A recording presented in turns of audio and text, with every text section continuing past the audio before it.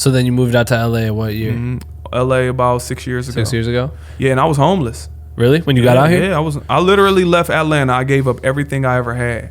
Not every, but everything that I had, to a point that I literally left with a full trunk. I call my journey a full trunk in faith. A full trunk in faith. That was my journey. I left with $88. Damn.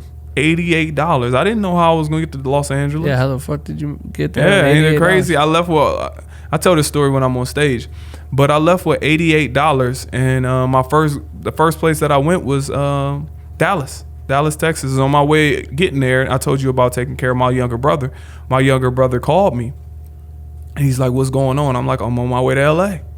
He like, "What do you need?" I'm making the long story short. He like, "What do you need?" I'm like, "Some money." He ended up giving me $120. I'm like, "I can't give it back to you." He knew that it wasn't going back. I went from there to El Paso, because that gave me enough money to make it. I didn't even have no spare tire or nothing, because I took it out, right? So I ended up getting to El Paso, and I stayed there for a day and a couple days. And upon leaving, my friend there gave me $800 because he was inspired by my journey. So now I end up doing that. Then I end up going from there to Phoenix. And as I got to Phoenix, I stayed there for a few days. I was getting ready to leave. My aunt asked me to stay an extra day. I stayed an extra day. I woke up with a flat tire, and I was like, oh my God. I was thankful. I was going to leave, but I would have been in the middle of the desert with a flat tire. Yeah, that's terrible. And no spare. I took it out to put clothes and stuff like that, right? And it's not like somebody is going to be in a rush to pull over and help you. Right. Not there, right. You know? So I was like, thank God.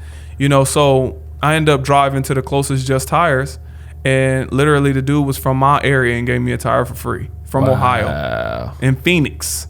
Moved from Akron to Phoenix, and I met him, and he ended up giving me a free tire. That's crazy. From there, I ended up coming to Los Angeles. I ended up meeting a friend that I was on an all-star team with. He let me stay in his house, and I used the rest of my money to give it to him for rent. And from there, I hit the ground running.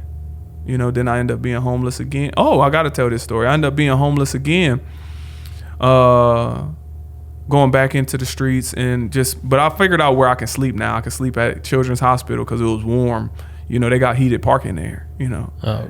I didn't know that till I pulled up. But going back between Venice and, you know, Children's Hospital. But anyway, I ended up getting this job at LA Fitness being a sports director. And that was just my way. It was real part-time. It was like 8 hours a week, you know, but I got a free membership, and I got a chance to go to any LA Fitness that I wanted.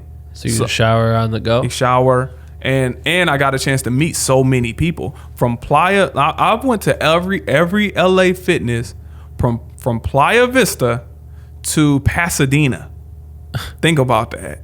Playa Vista, Marina Del Rey, right, to Pasadena. I've been to all those LA Fitnesses, you know. So I hit them all. I mean, I didn't have nowhere else to go, so I would just stop at them, stay there, shower, try and see if I can set up a league, a basketball league, or whatever the case was, right? So doing all of that, I ended up meeting this guy that worked for this liquor company.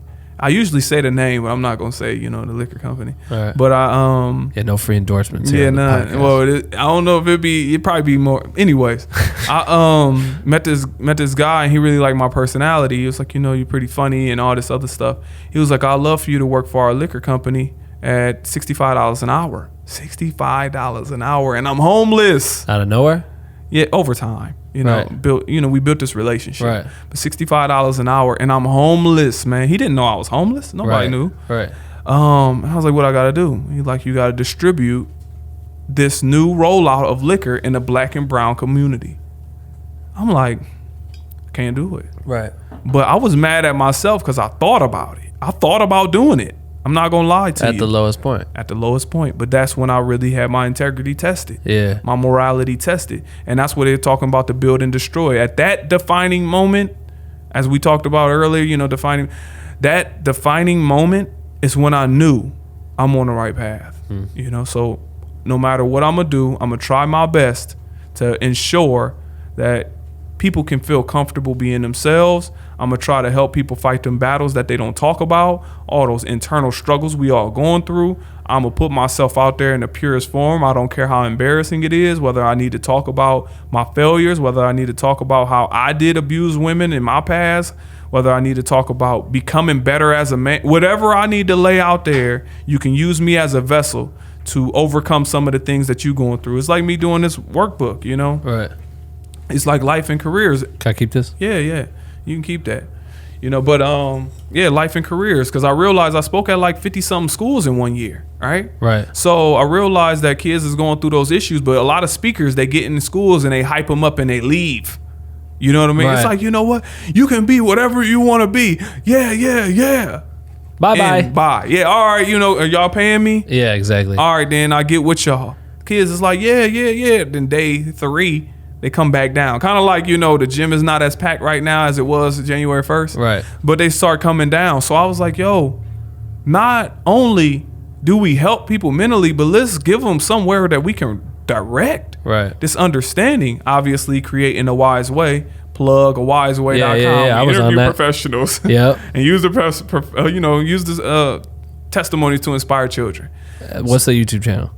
Act, Think, Live Wise. Yes, sir. YouTube.com/Act, Think, Live Wise. Yeah. Go check that out. Yeah. So and we interview professionals and use those testimonies to inspire children. Mm-hmm. But I figured, how do I make that connect? So I help them understand themselves with this, and then connect it to a career. We interview you. Yeah. So if a kid want to get into film, I think they should learn from you, not a guidance counselor that got 700 students, right? So, and that's just part of it. But this also help everybody. It's not just students, but everybody been ordering this. Hey guys, thank you for checking out this highlight. I just wanted to let you know that the entire episode is available. Just click the link in the description below. We're also available on Apple Podcasts, as well as Spotify, and pretty much every other platform you could ever think of that has podcasts. Make sure to subscribe to this channel though, because we drop new videos every single week. They're all flame.